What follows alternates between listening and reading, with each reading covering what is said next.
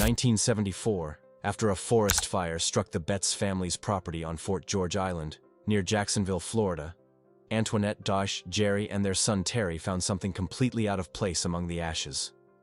There lay a perfectly smooth, silent metallic sphere behaving unlike any known ordinary object.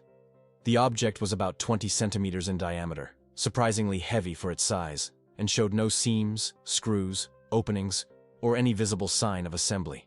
Near the surface, there was only a discrete triangular symbol. At first glance, the family considered that it might be a fragment of old machinery or some naval debris, but the perfect balance, unusual weight, and impeccable finish quickly ruled out that hypothesis. Taken to the family home, known locally as the castle, the object was initially treated as a curiosity. However, within a few days, its behavior began to raise serious doubts. The sphere emitted slight vibrations at irregular intervals and occasionally produced subtle metallic sounds with a more mechanical than natural tone. When exposed to sunlight, it heated up rapidly and retained heat for an abnormally long period, something incompatible with the common metals available at the time. Given these characteristics, the Betz contacted military authorities and NASA in an attempt to identify whether the object could be some kind of experimental device, military component, or part of aerospace technology. The response was unsettling.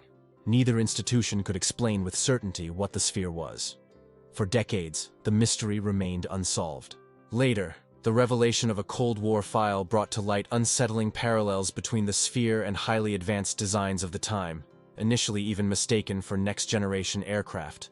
Still, even these explanations failed to fully clarify the object. Betz' sphere wasn't alien, as many suspected. The alternative seemed even more disturbing.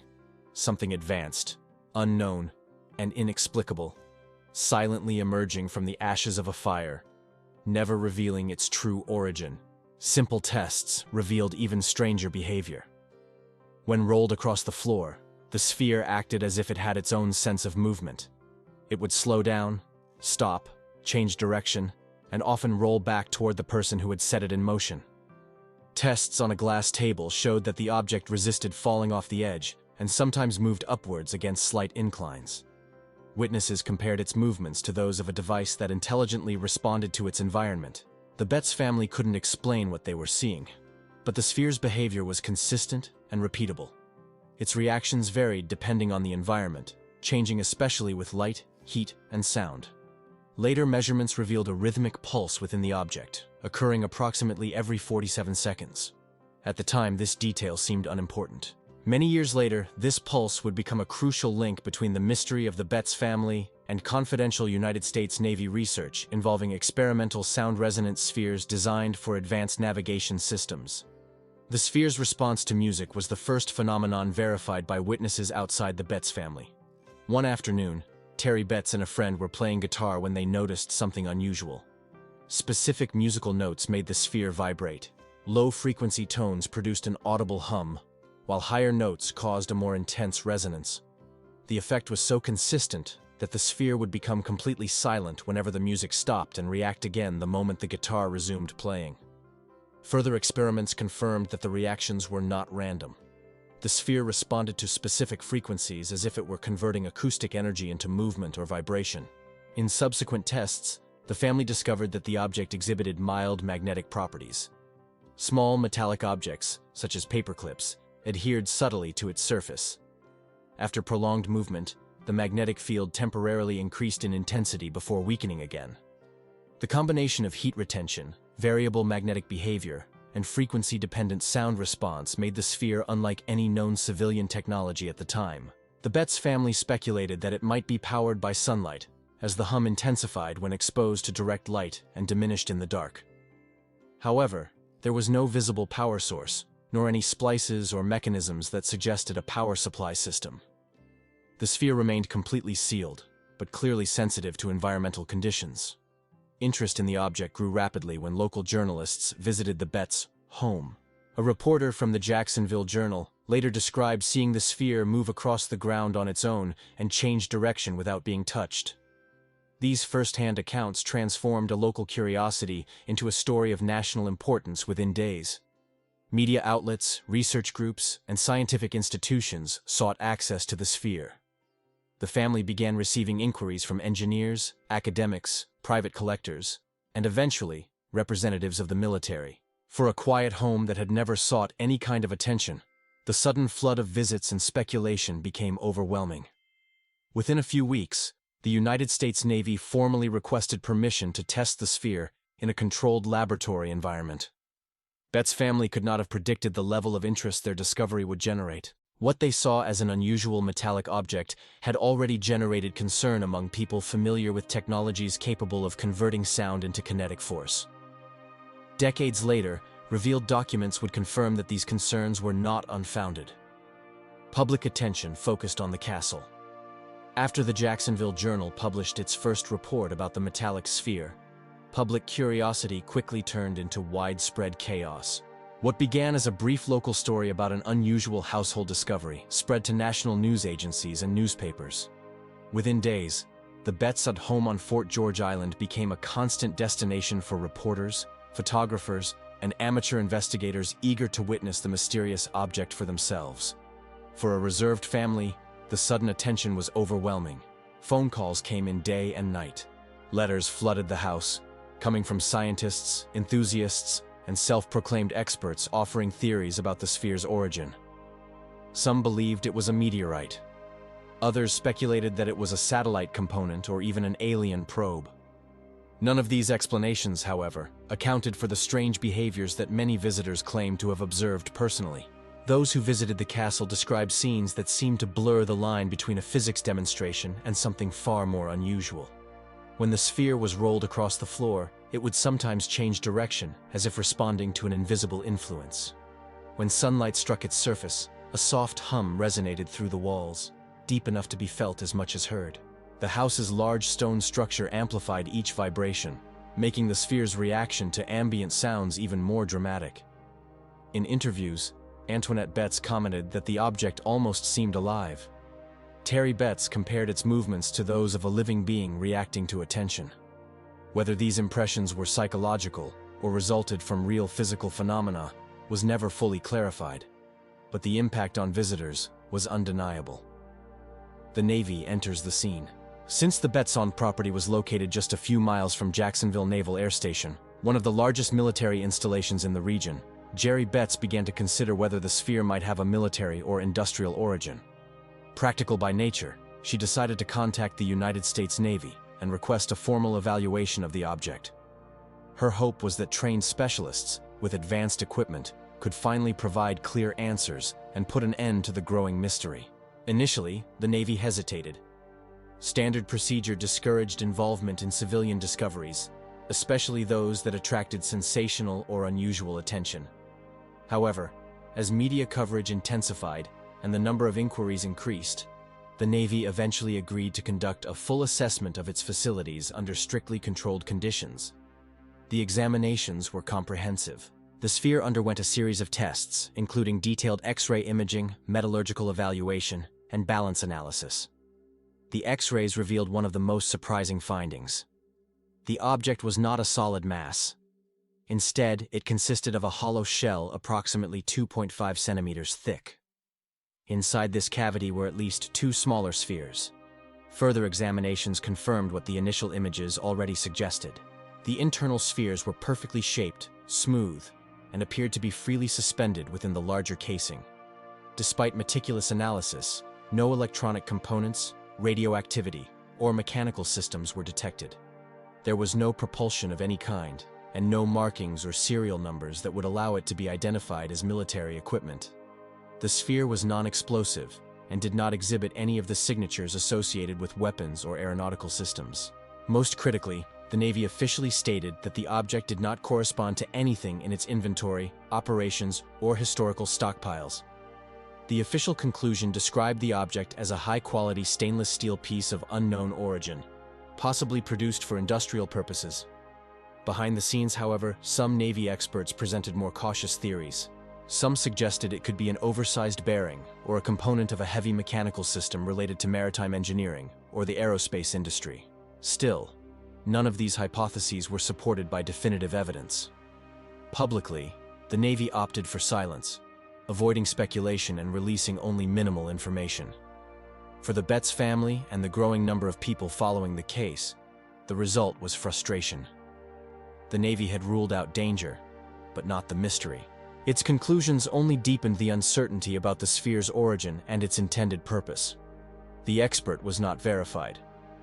After the Navy returned the sphere to the Betz family, the investigation entered an even more uncertain phase.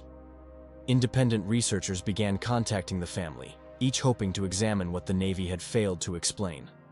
Among them was a nuclear physicist named Dr. Carl Willis, who at the time claimed to have ties to the Omega Institute -1, a research organization that supposedly has its headquarters in New Mexico. Willis arrived on Fort George Island in late April 1974 to conduct a detailed analysis. According to reports from the time, he performed a series of non-invasive tests, measuring the sphere's density, its behavior in magnetic fields, and its response to ultraviolet light. What exactly occurred during these sessions remains unclear. Betz family later reported that, after several hours of testing, Willis appeared visibly disturbed. He reportedly stated that the object's energy readings were incompatible with any known metallic compound and advised the family to handle the sphere with caution. Shortly after his visit, Willis became unreachable. When journalists tried to locate the Omega Institute no public address, employee list, or any official record of its existence was found.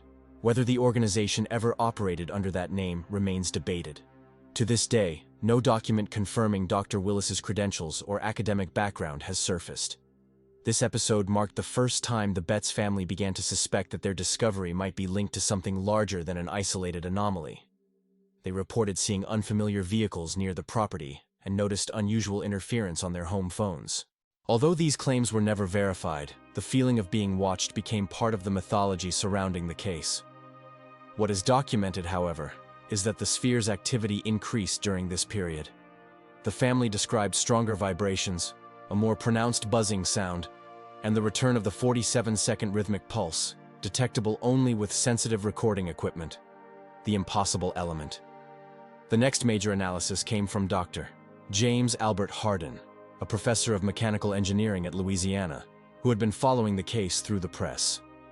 Hardin approached the Betz family with academic caution, promising a rigorous study of the structure and materials. His conclusions, if correct, remain among the most controversial claims ever made about the object. Using X-ray density calculations and magnetic field modeling, Hardin concluded that the sphere's outer casing was composed of multiple layers of stainless steel with varying densities, enclosing an internal cavity approximately the size of a small apple. Inside this cavity, he reported the presence of 3 small metallic spheres connected by extremely thin filaments. According to his analysis, no manufacturing technique known at the time would have allowed for the assembly of such an internal structure without leaving visible seams or access points. Hardin's most provocative claim involved the composition of the internal material. He stated that the estimated atomic number would be around 140, far beyond any element confirmed by modern chemistry. For comparison, the periodic table officially ends at element 118, oganesson. Substances above that number exist only for fractions of a second in particle accelerators before disintegrating. If Hardin's measurement was correct, and the sphere contained a synthetic or extraterrestrial element unknown to science, he also reported detecting weak, yet consistent levels of radiation emanating from the core. The readings were well below any dangerous limit, but were sufficient to suggest nuclear instability or active decay. Hardin's claims have been confirmed by independent laboratories, and attempts to reproduce his results have yielded no definitive conclusions. Still, his report changed the tone of the entire discussion. What was once seen as a mechanical curiosity came to be treated as a potentially revolutionary artifact. Hardin's data as calculation errors or limitations of the instruments. Others were intrigued by the accuracy of the measurements and the absence of visible manufacturing marks on the sphere. Hardin theorized that the object could represent a compact energy storage device, or an early attempt at anti-gravity containment, citing similarities to theoretical propulsion concepts discussed in classified aerospace research of that time. The attempted purchase. Betz family's tranquil life was shattered by relentless public attention. Newspapers across the United States published photographs of the glowing sphere displayed in the family's living room. Radio announcers speculated that the government had already classified the object, while tabloids promoted it as proof of extraterrestrial visitation. In this climate of obsession, unknown visitors began appearing at the family home with intentions that were not always clear. Some claimed to represent research institutions or aerospace companies. Others refused to identify themselves. One night, a group of 3 men arrived at the residence unannounced. They were carrying documents printed on unmarked letterhead and a briefcase containing an offer of $750,000 in cash, an amount equivalent to several $1,000,000 today. The terms were straightforward. The family was to hand over the sphere immediately, ask no questions, and remain silent about the transaction. Jerry Betz rejected the proposal. Witnesses reported that she refused without hesitation, insisting that the sphere belonged to her family and would remain with them until its nature was properly understood. The men left without discussion, but warned that their interest in the object went far beyond mere curiosity. Bet's family never found out who they were. In the following weeks, the tone of the communications received by the family changed. Late-night phone calls came in with no one on the other end of the line. Vehicles were seen parked near the property at unusual hours. Letters with federal stamps arrived, but without signatures or a clear origin. Whether these episodes were deliberate attempts at intimidation or unrelated coincidences was never determined, but the psychological impact was significant. The family increasingly felt that they had become part of something much larger than a routine investigation. Amid the mounting pressure, an opportunity arose to subject the matter to transparent scientific evaluation. National Magazine. Inquirer. Seeking to increase its credibility by associating itself with respected experts, invited the Betz family to New Orleans. There, the object would be examined by a panel that included the respected astronomer Dr. J. Allen Hynek, known for his work with the United States Air Force's Project Blue Book. It would be the first time the sphere underwent analysis in an environment that combined public visibility with structured review by experts, theories, and doubts. As time passed and more experts examined the mysterious sphere, skepticism steadily grew among engineers, physicists, and researchers seeking rational explanations for its unusual behavior. The widespread fascination that once surrounded the object began to diminish under the weight of scientific scrutiny. A series of logical, though often unsatisfactory theories emerged to explain the phenomenon. Some engineers have suggested that the sphere could simply be an industrial valve ball, a common component used in piping and large machinery. These spheres are usually made of hardened steel, have a flawless metallic finish, and come in various sizes. If this theory were correct, the object's peculiar movements could be the result of a common item placed in an unusual context, and not evidence of something extraordinary. Other experts focused on the internal sounds reported by the Betz family and numerous witnesses. The soft crackling, buzzing, and occasional rattling could, they argued, be caused by loose masses inside a hollow casing. Acoustics experts suggested that these internal parts could shift in response to environmental vibrations, such as footsteps, wind, or even distant machinery. These internal movements could create resonance patterns that, when amplified by the surface on which the sphere rested, made the object appear to move on its own. The so-called boomerang effect, in which the sphere appeared to roll back to its point of origin after being pushed, was also discussed. Some physicists suggested that this could be the result of an uneven distribution of weight within the sphere or microscopic imperfections on its surface. These factors could cause the sphere to follow erratic rolling patterns that appeared intentional, but which were actually governed by simple physical mechanics. Despite these theories, none of the explanations could account for all the reported behaviors. Eyewitnesses, including trained observers, insisted that the sphere demonstrated reactions that did not align with conventional physics. Why, at times, did it resist rolling off the edge of a table? Why did its movements increase in intensity or become more unpredictable when exposed to direct sunlight? And why did multiple independent observers, including military personnel, report consistent behaviors that seemed to defy known explanations? The sphere's apparent sensitivity to external stimuli, almost as if it were responding to its surrounding environment, remained the central mystery. For many skeptics, the simplest conclusion persisted. The Betz sphere was nothing more than a metallic bearing, its behavior exaggerated by hopeful or overly imaginative witnesses. Still, the object never quite fit that explanation. Too many inconsistencies remained. Too many variables couldn't simply be discarded. The The sphere resisted any categorization and, for that reason, continued to provoke curiosity long after its discovery. The cold truth. By the 1990s, the Betz sphere had practically disappeared from public memory. The initial media frenzy had long since subsided, and most popular science publications began to treat the case as a poorly understood curiosity, a product of human imagination, anecdotal errors, and some unusual but ultimately explainable events. Exhausted by the attention and speculation, the Betz family withdrew from public life and stopped giving interviews. The United States Navy, which had previously been actively involved in the investigation, closed its files and refused to comment further. Betz sphere faded into obscurity. It became a minor footnote among so many strange, yet forgettable stories that briefly captured national interest before disappearing into the margins of folklore. It joined the group of urban legends and unexplained anomalies that fascinate a small circle of enthusiasts, while leaving the rest of the world indifferent. Then, unexpectedly, in early 2025, the story resurfaced. A private collector, long rumored to possess an object matching the description of the Betz sphere, made a surprising decision.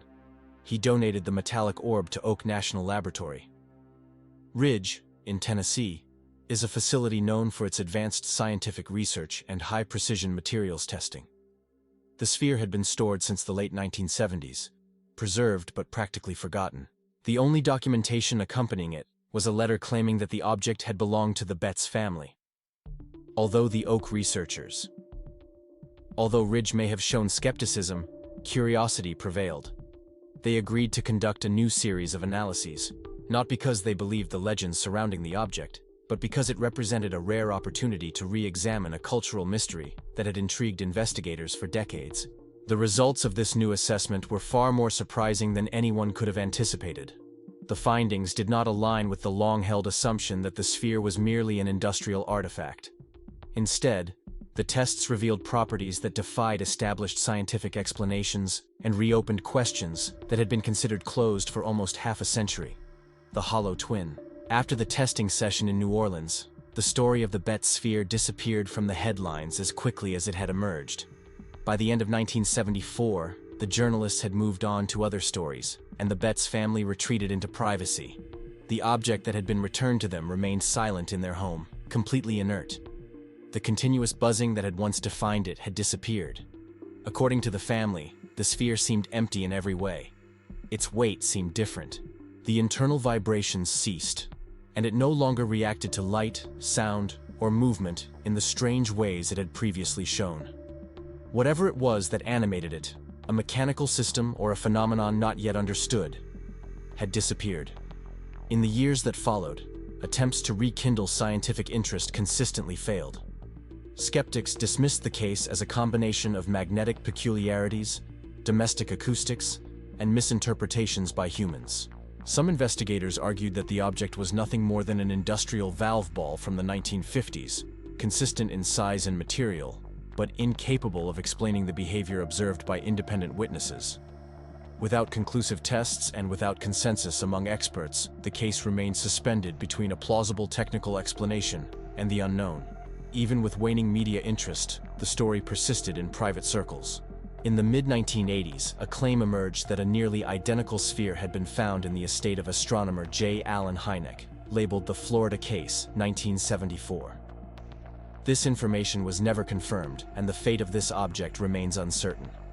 By the 2000s, the Betz family avoided the subject. Terry Betz claimed that the sphere returned after analysis was not the same. It had different weight, magnetism, and acoustic resonance.